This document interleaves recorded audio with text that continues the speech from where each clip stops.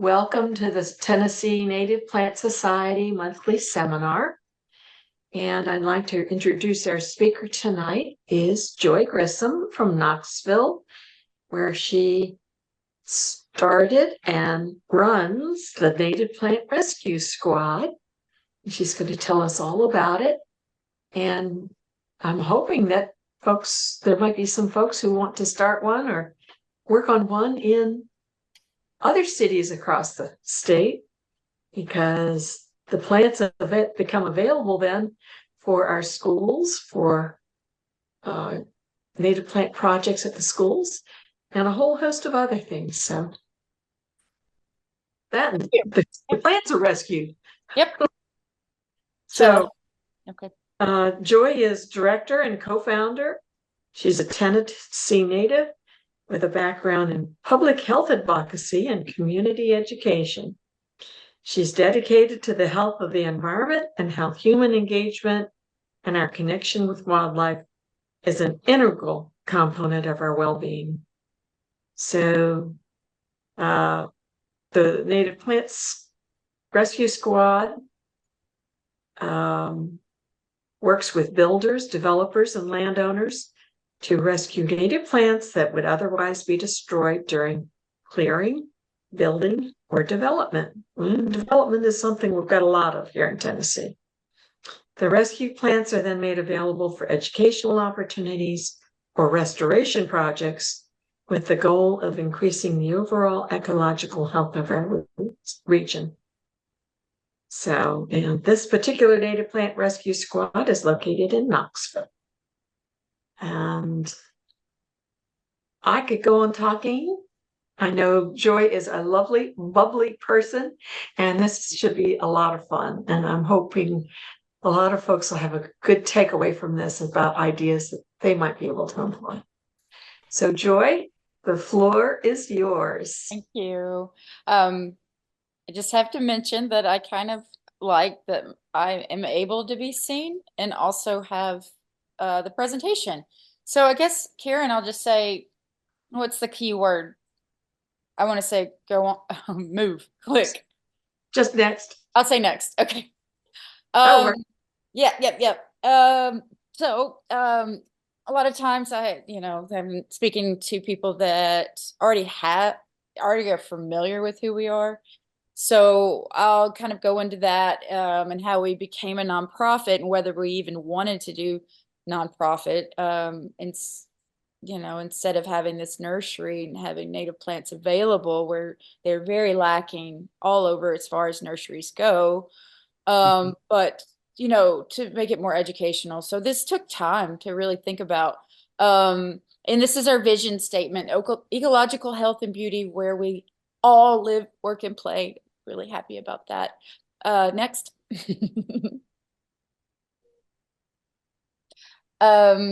So this is a personal inspiration for me. I cater my presentations because I'm doing it in my resigned partner would catered for his what do you call them, mentors or things like that. So this is Aldo Leopold. He's a biologist, conservationist back in the 30s and 50s up to the 50s. And the idea of land ethic was something that was very touching. The idea that that it can just simply enlarge boundaries of the community to include not only humans, but the ground below us and the water and the critters and the microorganisms, just by watching, just by being still and, uniting with them. And this quote was important because it's got community in it, which is, kind of our niche. We abuse land because we see it as a commodity belonging to us. When we see land as community to which we belong, we may begin to use it with love and respect. I could go on, but next. So with the development, there is little to any consideration to the natural resources that are being lost. And so because Jerry and I were best friends and did all sorts of natural stuff together, we saw it happening, and we're like, that just happened up, you just, like, you remember what was there? And, we just started what countless gardeners have been doing for decades, and just like, let's just dig that up. And they were like, well, there's a lot we need to dig up and save and provide to the community. So we, like, considered how to formalize it and get permission. Yeah, next. Yeah, so this is an example of one of the biggest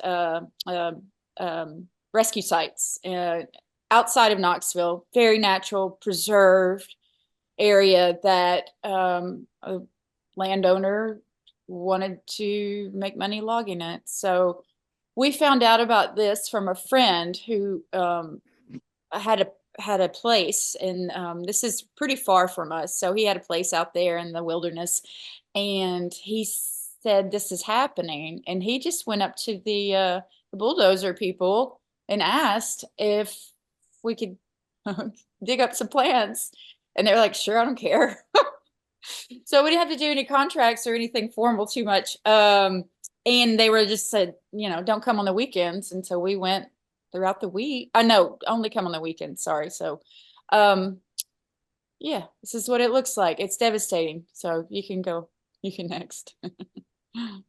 The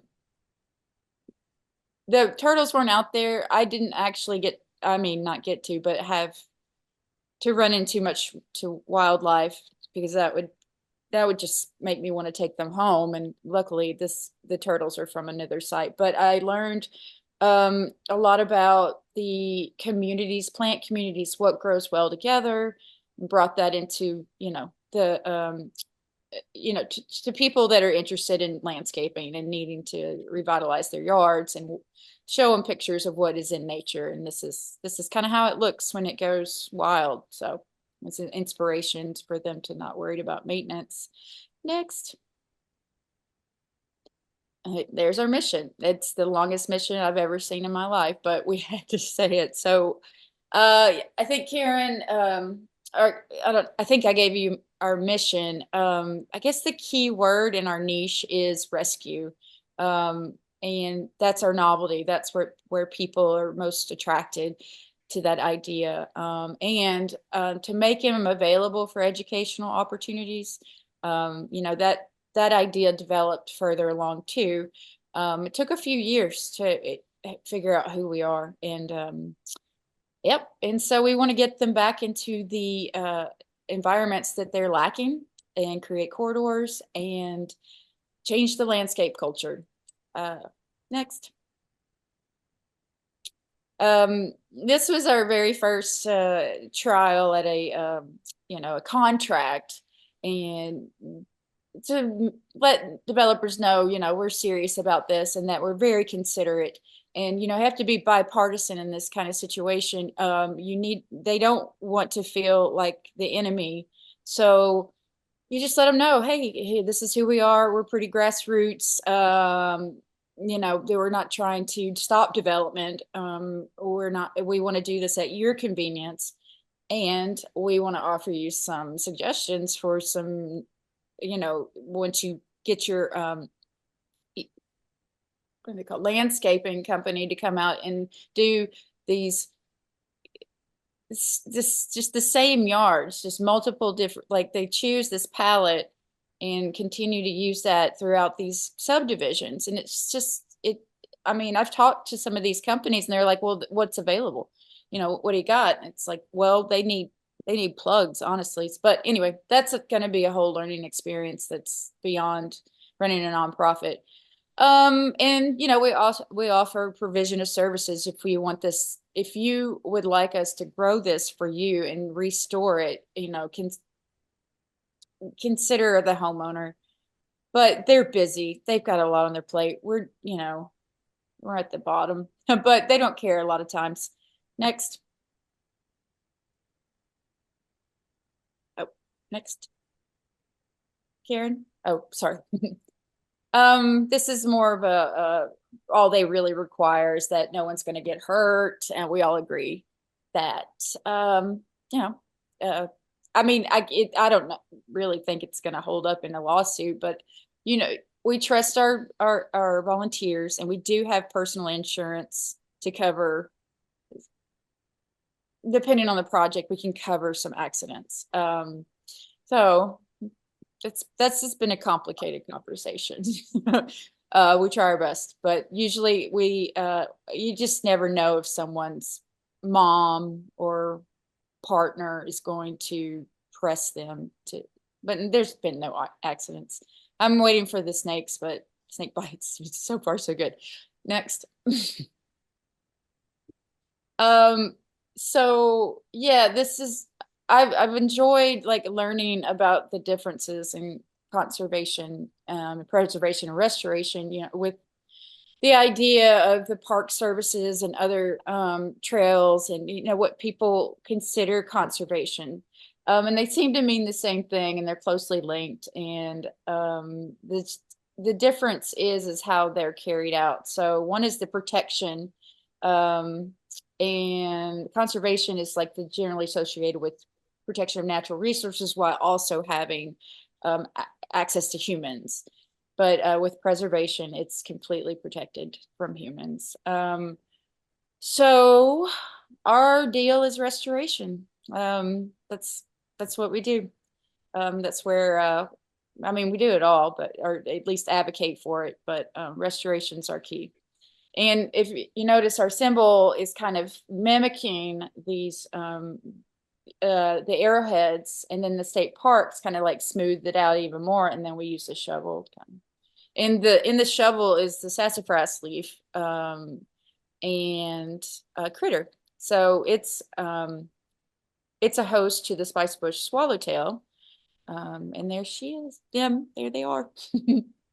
By the way, that I'm just going to give credit to myself. Even though I'm not tech savvy, I can do some graphic design. Next.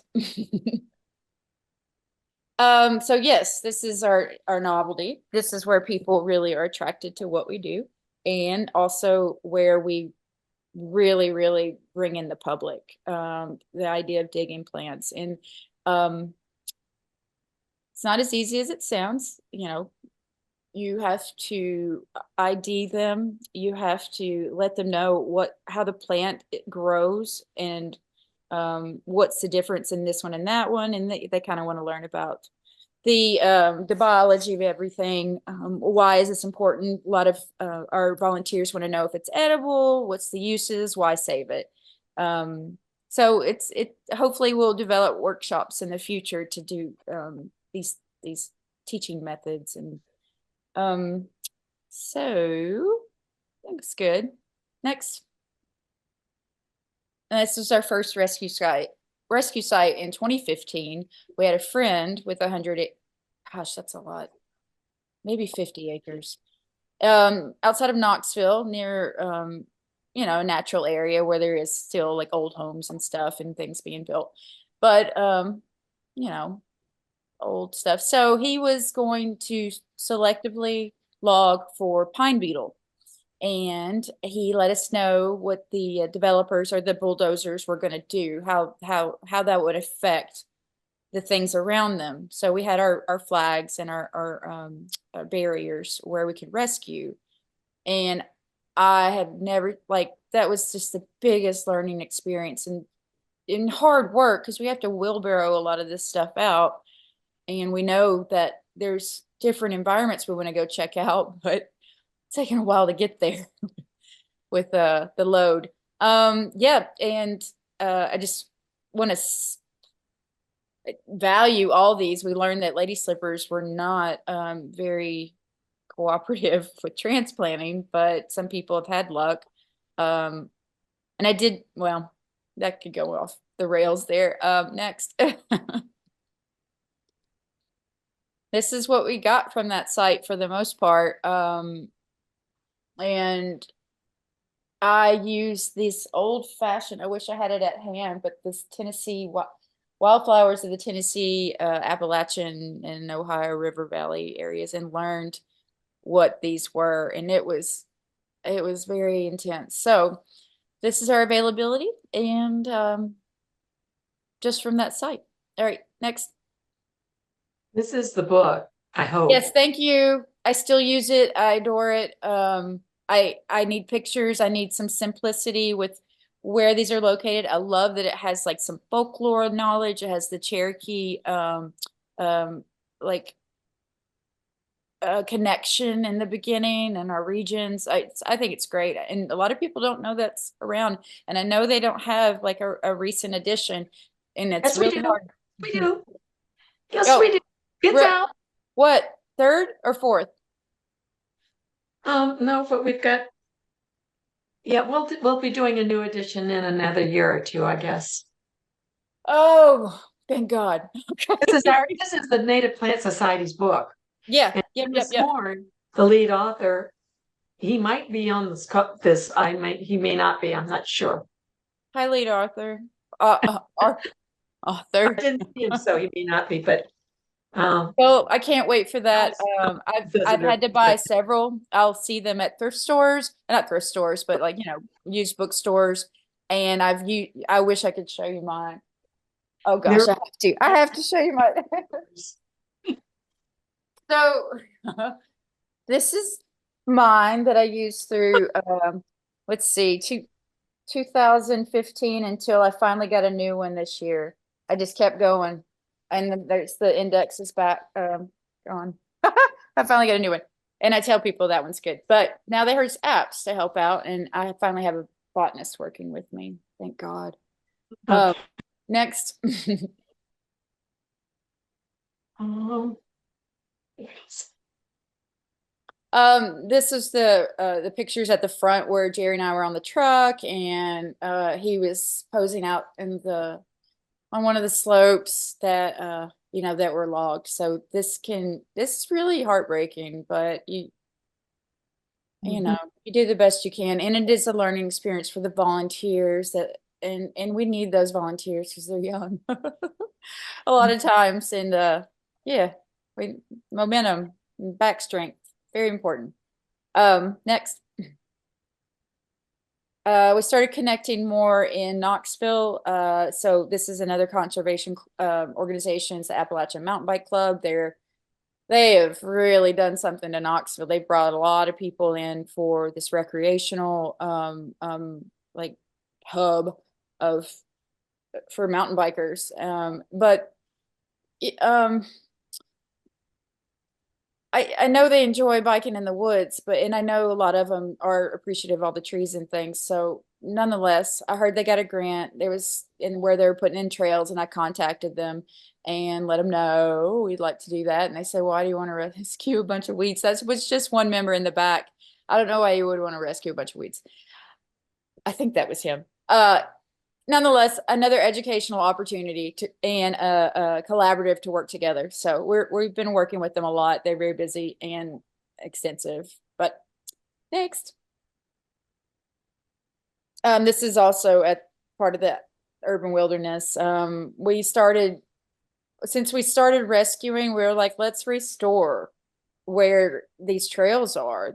There needs to be areas where people are attracted to these specific wild grown areas with some signage. And I have gotten I've gotten response, but nothing has moved forward. Things have changed. I'm going to push at it, but with finesse. Anyway, next.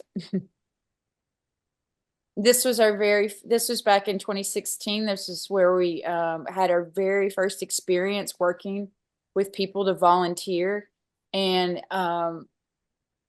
it was the site had a building site on it, says coming soon. And the property owner's name and phone number was just right there. So I called him up, I called him because there was no other information. And he worked with us for many years, but you have to keep following up with these developers. They're never going to contact you. Well, depends on the situation. So he was like, sure. And then that was another educational opportunity. He said, oh, my daughter's in school for raising monarchs. And he was like, I would love to know what I could plant along this area. And it just brought, my heart swelled. Yes, yes. And then, so that was one, and it had to do with the UT class. just all these serendipitous moments happen through all this involvement and things. Meeting teachers, they say, oh, I want my class to be more involved or in the dirt, more hands-on. And then that we've worked with him every year. Next.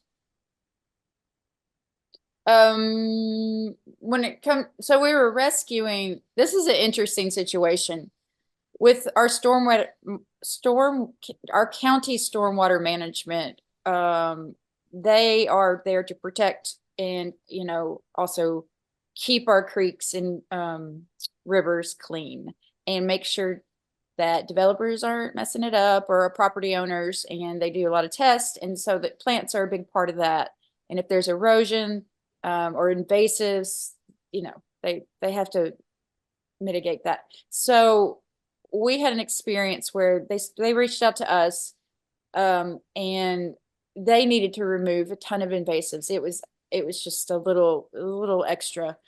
So there was going to be some bush hogging and some spray. They do use spray very you know, conscientiously and with consideration to its habitat. So, you know, sometimes you have to make destruction to create a better environment for the future. So anyway, we go in and rescue. We're like, oh, let's dig up all this, another community effort. And then a year later, so we grew it, and then a year later they had a grant to give us the money to put the plants back, and we put in other species as well. So I was really happy about that. That was cute. I wish we could do all these things more often, but there's gaps, and there's always trying to keep up with these things, but you know, right timing. Next. Blackberry Farm is a resort, and celebrities live in this area. It is in Townsend, outside of Gatlinburg, and not too far from me actually. So I'd shoot up there some. It's a big deal. You should go to their website. Blackberry Mountain is what was being developed, in which, who did I reach out to? Oh, I heard there were mountain bike trails being built. So I had a friend give me the name of the trail builder. So all I had to do is connect with the person that was building the trail. And he gave me the connection to the property manager, land manager. He's a land manager, and he was very suspicious. He's like, because it's Blackberry Mountain and it's very exclusive. But it worked, and we because of the elevation differences, and you know, being a pristine community of things where a lot of things haven't entered, like invasives. Oh, it was great. So we still work with them, and we grow plants for them to put back into the home sites that are being built. So bada bing. Next. Just some restoration sites. This was a homeowner who was going to build as well, and he contacted us, and it was super sweet, and he wanted to go with, we just kind of did individual rescues, not a big squad or anything, because he was really interested in learning. So I liked him being my protege or whatever. He had a lot of questions about, like, how is this useful? How is this useful? So that's very nice. And that's him. And I was gifting him something from the woods that I put together from his property. Next. Education. Oh gosh, where do I start? I'm gonna get my notes. I'm careful not to repeat myself, but I probably will just go into it. Becoming an educational organization was through the farmers market. You can actually go to the next slide. I think the picture's there. Yeah. A growing market, pun intended. So we did it. That's where Jerry and I were taking these plants to our individual homes, potting them up, and keeping them in our driveway. And we're like, let's get them out to the market. Let's get them out to people and talk about native plants, and do all this stuff. And so that's where we're like, we're a legit educational organization. And that's me reading the book that you're coming out with, the ID book, the Wildflowers. Okay, next. Hi, my hand's up. That's I met you, Joy, and you gave me all of my celandine poppies, my little jug, Solomon seal, my hearts of Buston, all the stuff that I started my native garden on in Tennessee. Thank you. I think they're going to take comments at the end. Oh, sorry. All right. So we table events. We have volunteer squad on our Tuesdays where we pot up rescues. I try to go every week or have something for them to pot up. They love it. Some people not refuse. It's not their forte. They don't want to pot things. They do organizing or labeling. And luckily we have we have some people that have skills that can help me build things. This is us at Wild Ones. That's where we learned that we're taking this to another level with our specialization with insects, thanks to Douglas Tallamy. Next. Yeah, my favorite. So this is basically an ecological food desert. There's direct and indirect CO2 emissions, and they have to maintain the lawn, so there's extra the water use. So monoculture, and everywhere you have lawn, you don't have trees, shrubs, or other plants offering habitat and food for wildlife. So trying to talk to these homeowners is it's not hard if you have the pictures ready. You can talk about plants and what they do, but if you show them next, by the way, if you show them how the beauty can be, like designing paths, you can do some hardscaping. And I know a lot of people like to mow, because I understand that meditation. I've had to mow. I worked at the botanical gardens for 3 years, and that was one of my tasks. But I get it. I get that they want to mow, and I'm like, well, let's create some paths and mow through them. Just kind of meet them halfway. Next. The restoration. Let's see. So how we do some restoration is we evaluate the sites, usually, or people already can, sometimes they can tell us where we don't have to come. They're like, the soil's like this, the sun's like this is the deal. But oftentimes there's going to have to be a site visit. So we'll go evaluate the site. We'll say, oh, we could preserve this or that, and this is what you need. One-on-one conversation. So we know what plants to provide them, and we do a lot of donations as a nonprofit. But selling plants as a nonprofit, it got a little like icky, like ethically. It felt like this is the only way we're ever gonna gain revenue. So I just kind of changed the idea of like, well, you're adopting rescue animals and you pay a price. So this is suggested adoption value of blah blah blah.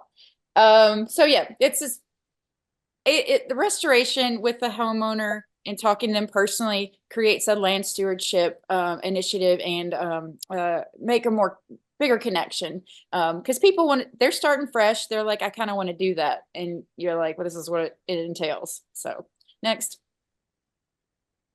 These are our projects. The interesting thing that this Cemex company does, it's the bottom 2 slides to the right. They are a global leader in building materials globally. So they have a mission and it recognizes and wildlife habitats, and they are certified with with this national wildlife, not like certification for the national, it's like a bigger category, but so they mine for these building materials. So they want to really like put it back in. So they give a lot of money to us. Thank God. So we really appreciate them. And I know when I explain things to some people, there's going to be this condensation. There's going to be an attitude about greenwashing, and where someone wants to kind of get a better reputation for what they do. But I do believe in them, and and I'm working with them personally. I want to work on their properties and do meadows, and they're really into it and they have money, but we got to find the time. And as far as this is also something I like to talk about. Let me see my notes first before I go into it. I don't need them.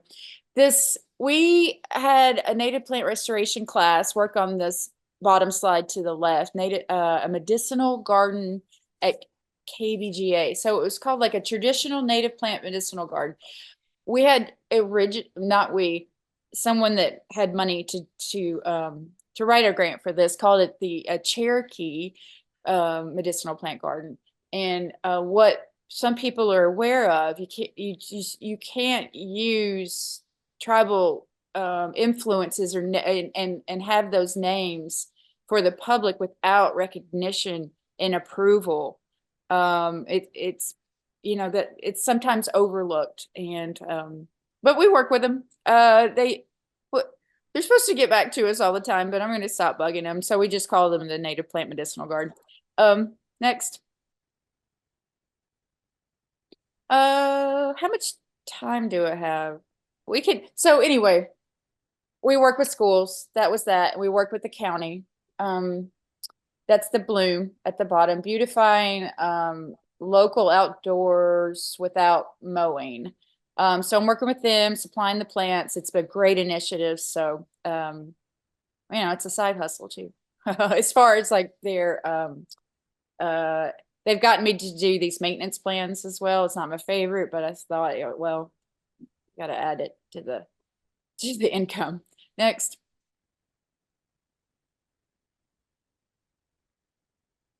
Sorry. There we go. That's fine. Planting the native plant medicinal garden. So I just jumped ahead to it. So having these plants, learning about their traditional medicinal values is interesting. This sign, because we have arboretums and we have, what do you want to call it? Just these public gardens, the botanical gardens. Sorry. We have several botanical gardens and we have several arboretums, but this is specifically a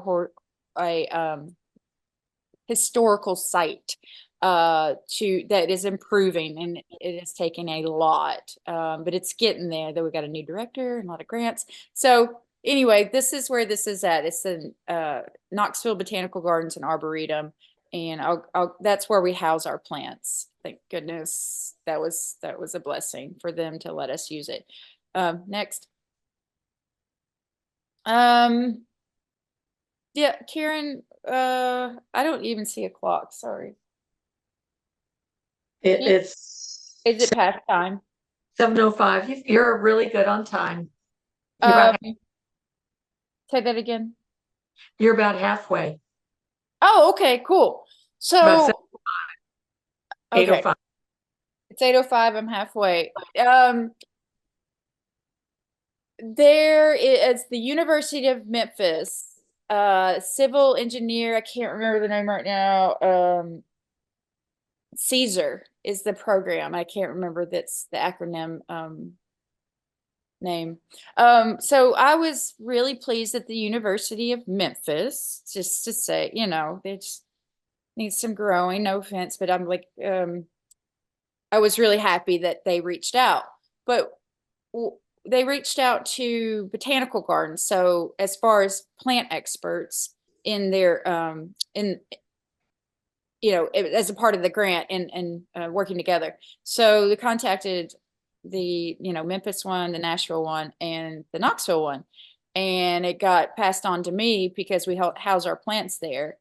And so I got on this, and it was very good. I couldn't believe we got it. It was, because I knew who our our competitors were.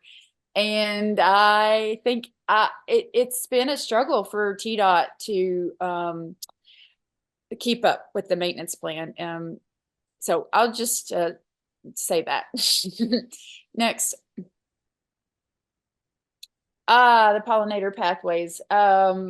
These are important, and we call them corridors, I guess. The objective is to connect existing isolated green spaces to to the forest, and so they need food and energy to get there, where all of that is provided for them. So this is the idea, is like bringing it back into where it needs it most. So the Sarah Bergman, the designer of the pollinator pathways from Seattle, she's originally like a visual designer, and she loves bees and wants to save the bees. So, you know, they're not all native. Bees are attracted to a lot of things, not necessarily the keystone plants all the time.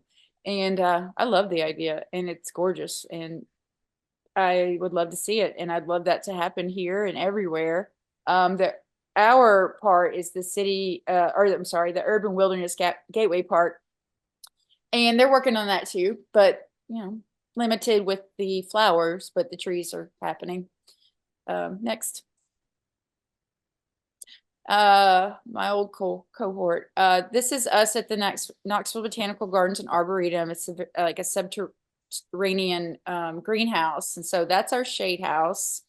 Now I'm getting focused on like what's in there. We got some like big leaf magnolias. It's a lot of celandine poppies, like Robin said, a lot of different ferns. These are a lot of plants in here were from that Grassy Fork location that was outside of Knoxville, going east. But yeah, we have a big relationship. It's very strong with the Botanical Gardens. We have an MOU with them. I used to work there. Jerry does sculpture and stonework there. So I think, I mean, we're home, but we're outgrowing the space. This is just the shade house, and it's only half of it. Square footage, I guess it's like 150 by 30. So very narrow. The walking spaces were designed just for like nursery work, but having volunteers in there is kind of tricky, but they get it. Next. Yeah, our home, like I said. So we bring the plants, we try to get rescues, we have rescue sites, we try to dig enough for the volunteers to pot up, you know, looking in that truck. Here's a little bit of them in action. Those are some pretty dedicated ones too, that had become obsessed with native plants. They just wanted to come and check it out. Now they've gone, like this gal in the orange tank top, she's one of the best designers of native plant gardens I've ever seen. And she also took my job, or replaced me at the Botanical Gardens. It's been great. And she's really into oak. She thinks everything, he has a Douglas Talamy, and I guess one of his recent books about the oak tree. She's really into that. Next. Some stuff in action. This was a field that was getting mowed. We asked the property owner if we could rescue some things, you know, and he had stressed that it would also continue to grow, but they had to mow it occasionally for some reason. Yeah, I wonder, there are people that often will ask me, how do I keep my neighbor, you know, off my back? I said, put a sign in your yard, put multiple like educational signs in your yard. We have smart yards, you know, the National Wildlife Federation, and yeah. Yep. Next. Rescue restoration, working with some UT students. We do that every year. Sometimes multiple instructors will contact us to you know, see whether they can get some other education or do a project, that is. So that's been interesting, because they come from all different areas of where they want to focus on. So, you know, digging plants isn't necessarily what they want to do, but nonetheless, we have to do our part. Next. Yep, another condo area. That was amazing. There were thousands and thousands and thousands of trilliums, mayaples, mostly that was just overrun. And it's interesting to learn about how, like, so it had been it had been clear cut in the past. And so a lot of the soil had been removed. And so the corms of these plants were so close to the ground. I've never had it so easy to pop out. And the trilliums had multiple stalks on their corms. So it's like if you do scar it, you can have a bundle. And I just kind of cool. Next. The Fourth and Gill Restoration is neighborhood thing. They got a grant from the city, and we got all the neighborhood involved and made a meadow, and a meadow is not easy. So a lot of invasives start coming back and needs a scheduled mowing. And they just creep in. So the grasses, the native grasses have been able to kind of keep a lot of that out, which is good. A lot of the milkweeds still come up, and you know, asters are a keystone plant. So we're happy. Next.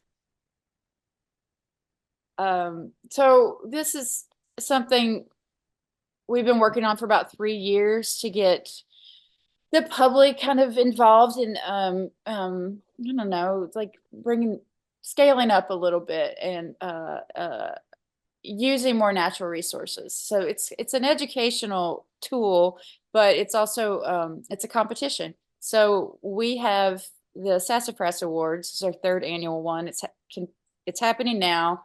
Our last tours are this week, and you get there's a residential category, and then there's a public garden category.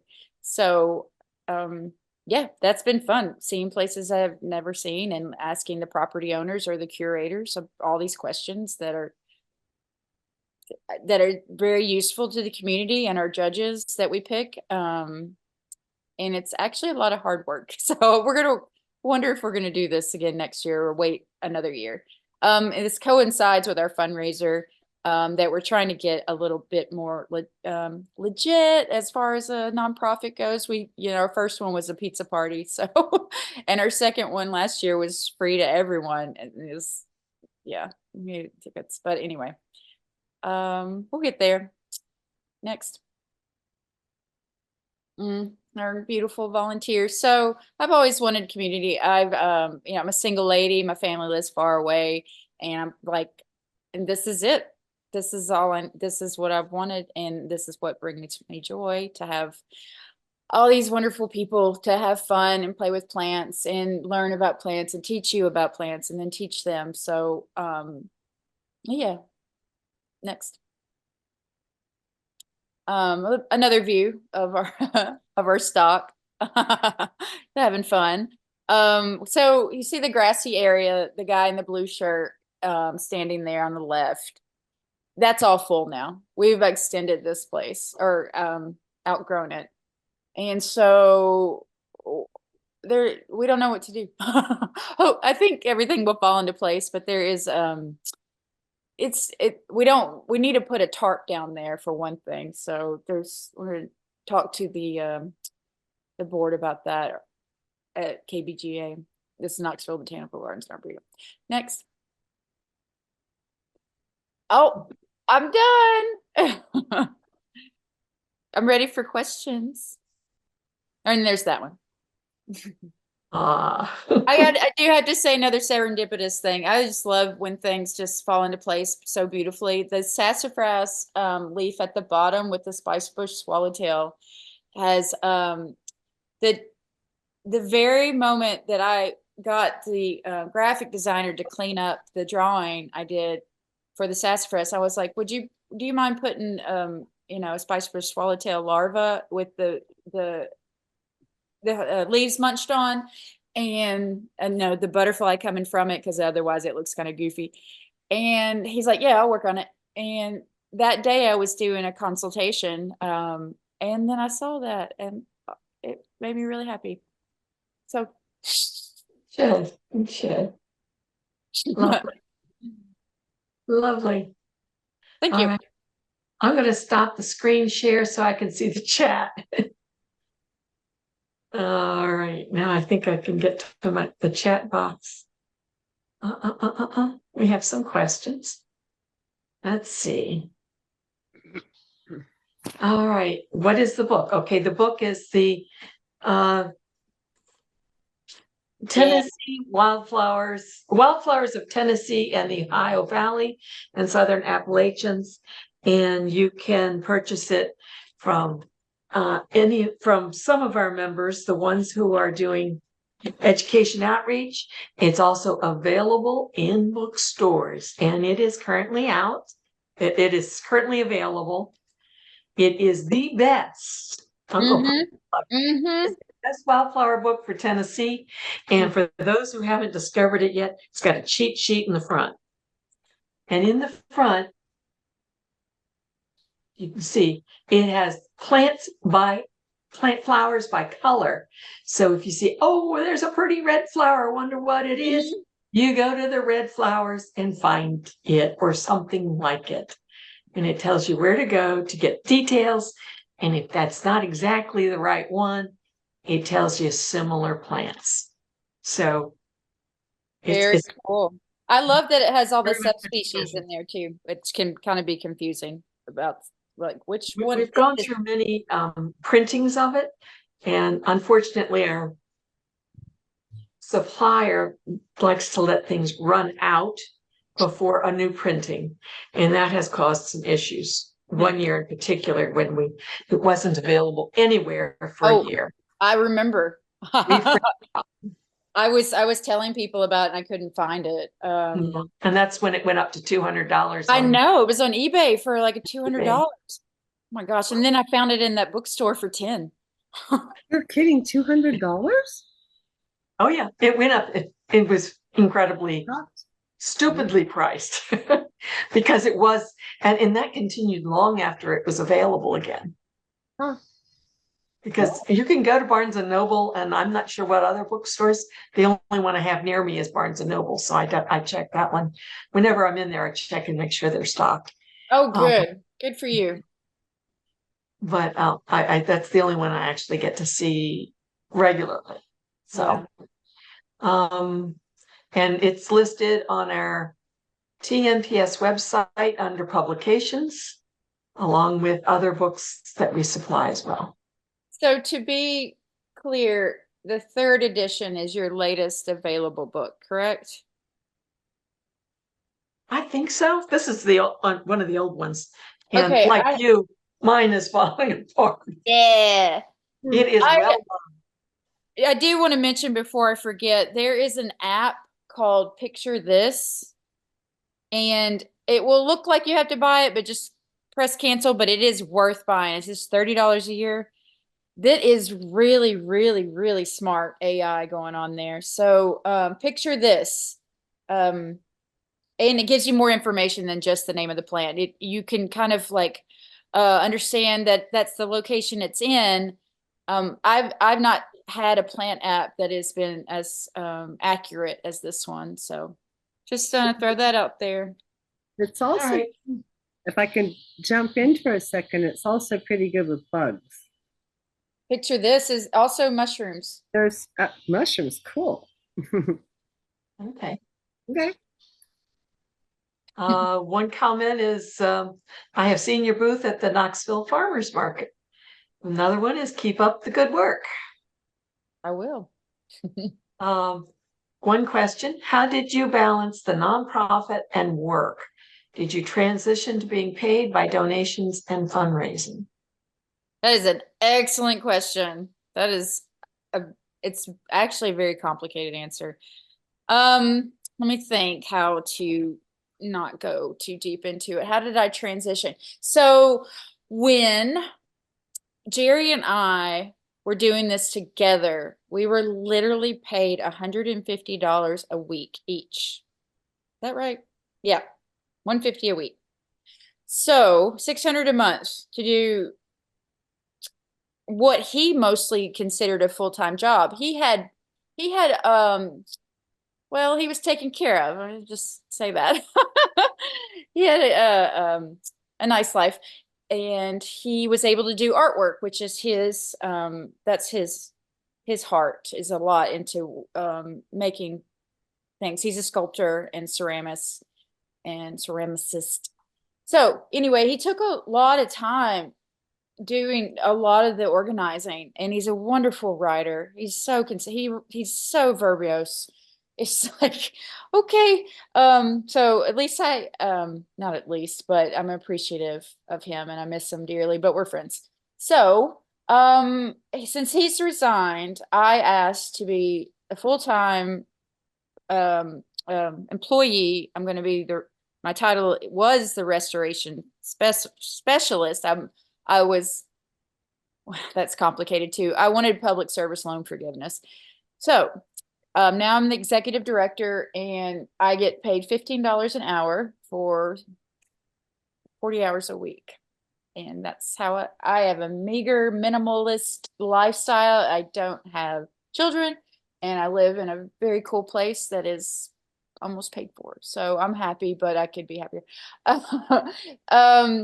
Because yeah, the money doesn't come in so much from the grants.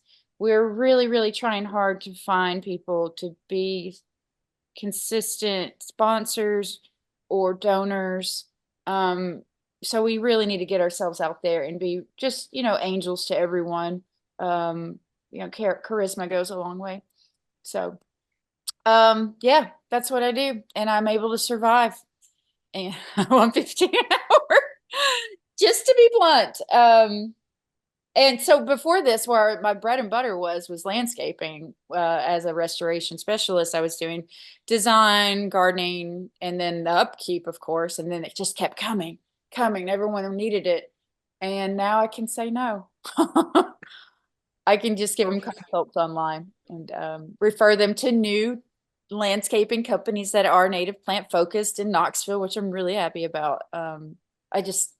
I'm really happy that they're doing that. And I'm telling a lot of people that have a degree or getting a degree in landscape design that they may want to just make their own company, do their own thing. So. Okay. Mary Kondo has a question. Have you had other groups and cities reach out to you with interest in doing something similar? Another good question. Yes, we have. Couple states. The last one I spoke with, or actually got to meet, was from Louisiana. She was kind of 45 minutes, or 45 minutes outside of New Orleans. And we had been corresponding like through COVID, and I gave her all the information she needed, just like kind of to start a wild ones. Like, this is what entails rescue. I understand like wanting to be this nonprofit that is education, but if you want to rescue this, just be prepared for this kind of work and outreach.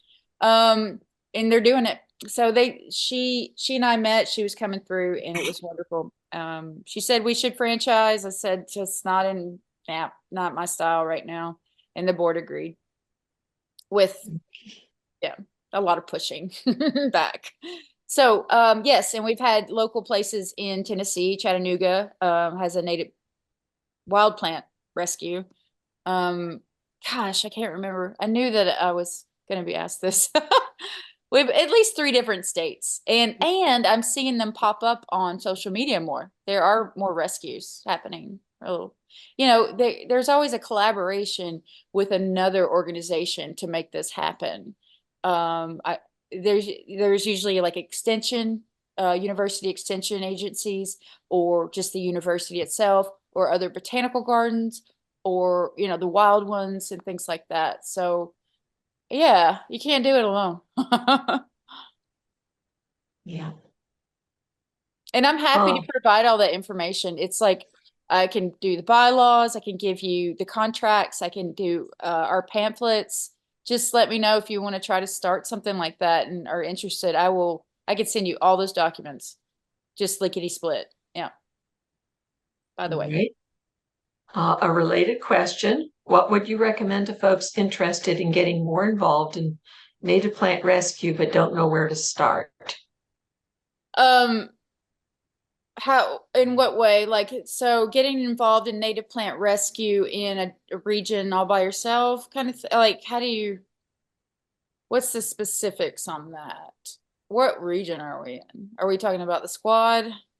or? Yeah, so I'm kind of based outside of the Nashville area, Mhm, and I mhm. want to get more involved in just native plants in general, but I don't really know where to start. Wild Um, ones. Find your okay, local wild ones chapter. Yeah, okay. that's the. And if you're not satisfied, you contact me. What's your name? Mary Kondo. You're Mary Kondo. How do I know you? Anyway. There's also like Marie Kondo. Oh. Yeah, so that's Oh my probably what gosh. it is. Oh my gosh, I'm embarrassed. Okay, I can remember Mary Kondo from the extension, or Awesome. I'm sorry, this call. Yes, let me know if that works out for you. And Yeah. oh, I'd actually like to know how they're running the show as well. So thanks, Mary. And Mary, you'll want to connect with Richard Hitt of the Wild Ones for the Nashville area. He actually is located in Franklin, and a preponderance of the members are south of Nashville, although there's plenty in Nashville too. Makes sense. Okay. I'm in Nolensville, so right by Franklin. So that's perfect. Okay. Well, I'm down at Thompson Station, so we're close by. And Owls Hill is an active place to get ideas and such. You might even be able to talk them into some greenhouse space or something, some barn space, house stuff. Yeah, it's a thing, finding that partner to house plants and being close enough to water them. Yeah. Whew. I didn't want to be a nurseryman. Like I love taking care of plants, but I don't live close enough to the botanical gardens to check in. So I'm recruiting my local volunteers in that area. They're busy. Like I was saying to Karen, I was like, I think the retired folks are busier, like more than you'd expect. Anyway. Okay. How can I get the names of landscapers in Knoxville that will design with and install native plants? Email me, info@nativeplantrescuesquad.org. Go to the Okay. website. You don't have to write it down. You can go to the Native Plant Rescue Squad. I can give you a list. The other says, I'm curious about your work with TDOT and expanding corridors in Tennessee. Oh, I don't know how to talk about that yet.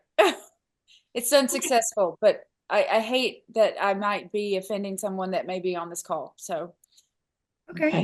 I mean, I'm just going to be blunt. I'm just like, I don't know what's going on. We haven't talked in forever, and I'm not mad or anything, and I need to reach out, but I don't have time.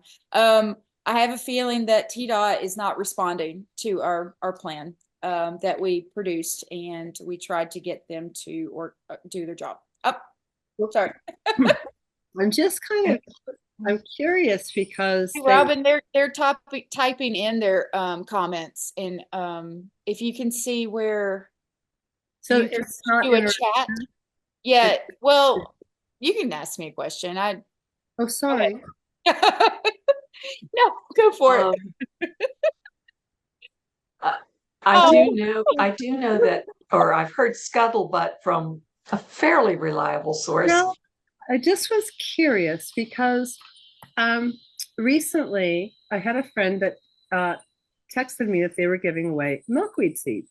So I got on the list and I got 3 packs of 2 kinds of milkweed, and they're in my refrigerator right now. But earlier I had started milkweed back in February and had pretty good success, and I got 22 started. So I'm working with that. But there was nothing on the TDOT information on how to do it. They're like, oh, just go to our website, it'll be right. And I was like, well, no, because the pack I purchased had how to do it. So the information could be there. They have the ability to print. So Well, honestly, they don't know how. the thing is that I think it's a really good idea, and there's money there. So someone with the idea and someone with the money and someone like you that can help put it together seems kind of a good sort of a fit. Good fit. I agree. I could just send them information lickety split, but I don't know how money works.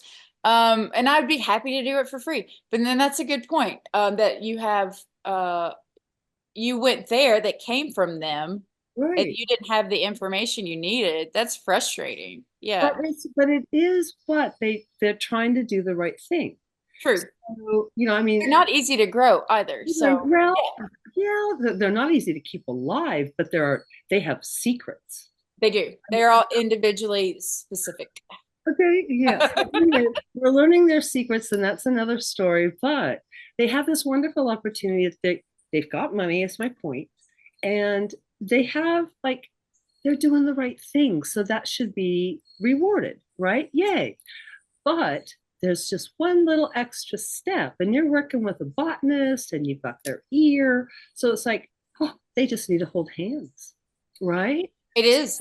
Luckily that happens. When it happens, it's beautiful. It's so beautiful. I don't try to force things. There are I'm I have intentions and I work hard, and I talk to a lot of people, and I've just learned my lesson in trying to push and expect things from it and being disappointed. So I do like being told those like suggestions, because that also goes on my list of things that need to be, recognized. So yeah. Oh, I applaud what you're doing, where they're going, and I just wanted to say, what a great opportunity, and thumbs up to everybody. But Yeah. there's money there, and there's the intent, and Yeah. that's great. That's what And matters. we've got lots of quarters because there's lots of roads everywhere. So let's connect them. Agreed. Yeah. All right. I've heard from a reliable source that there is in the works with TDOT that they are going to be eventually seeding wildflowers in the medians. That's what we're working on. Good. A good start. Oh, good. Anyway, So we're connecting the dots here. Well, they it's are. the one. That's the grant. It's a Well, beautifying.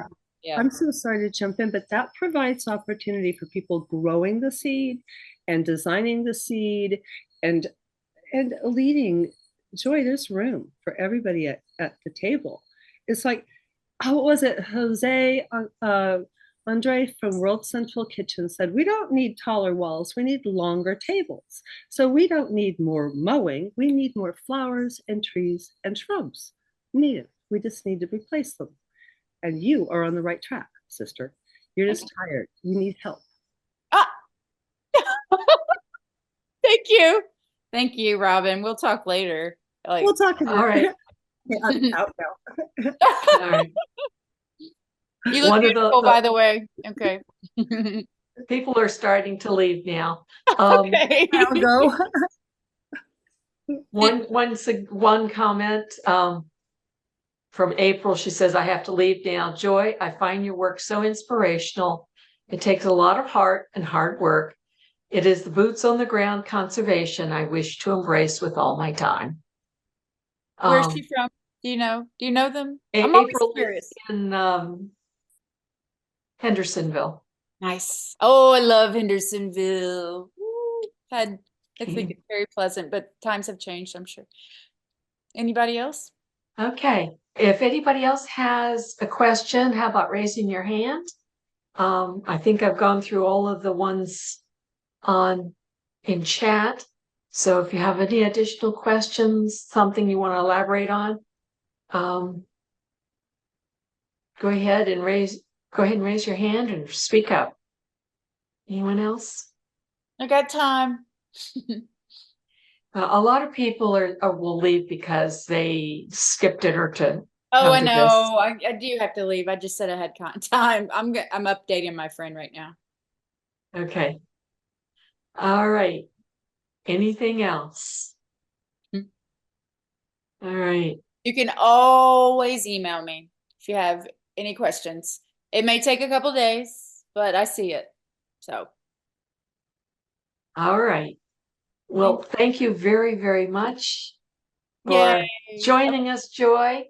And we appreciate your sharing and lovely photos. Lots of Thank lovely you. photos. They help a Well, lot. I was Yes. gonna make that happen. I'm like, we're gonna make this happen. We did. And we Yeah. did. Okay. There's always a way. Yeah. We can always find a way to get around. So with all that, I'm going to say good night to everyone. Thank you for coming. I hope you enjoyed it. And next month, what is our, to look and see what our speaker is next month. Next month we have, oh, it's a pollinators. It's about pollinators. And next month we're having Sarah Wittenberg about pollinators in the garden. And I think she knows a lot about bees. I know that much, so it should be an interesting one. And we only have a few more for this year, and we'll be scheduling others for next year. Thank you, Joy, for filling in. It was a delightful talk. We enjoyed it and appreciate it. By the way, I'm promoting your webinars. I'm very interested in October's, by the way. So I put that in a post. All right. So you well, know. we do Okay. put them out on Facebook and such. Okay. And October is plant fossils of Tennessee. This is from a lady who did research on plants at Gray's Fossil Dig in East Tennessee. And for those who haven't heard about Gray's Fossil Dig, it's a treat. Oh, I haven't. I'm in East Tennessee. I'm excited. Okay. Yes, it's in far East Tennessee. It's off of, if you're on 81, there'll be a sign somewhere on 81 there that says Gray's Fossil Dig. And it's a museum on top of, it's a museum. It's a dig, and they process the fossils right there on the spot. And they have display windows where you can watch them clean the fossils and put the fossils back together. And downstairs on the first level, they have the museum portion, and they have the fossil skeletons, and you can see all the animals that we used to have here in Tennessee, including red pandas and elephants and is it saber-toothed tigers and just all kinds of cool critters that were here in Tennessee I think until they fell in a sinkhole that had water in it. Is it Gray's like GRE or A? I think it's GRAY''S. Yeah. Gray's Fossil. Okay. Nice. Yeah, And you can go online and find it too. I am. I'm definitely trying to. I'm going to figure. They have a decent website. They have a decent website, and they do let people help with the dig periodically. Well, I'll play it forward, or what do they say? Pay it forward, because all the people that help me dig. So awesome. All right. All right. really cool. Take care, everybody. Thanks, everyone. Good night.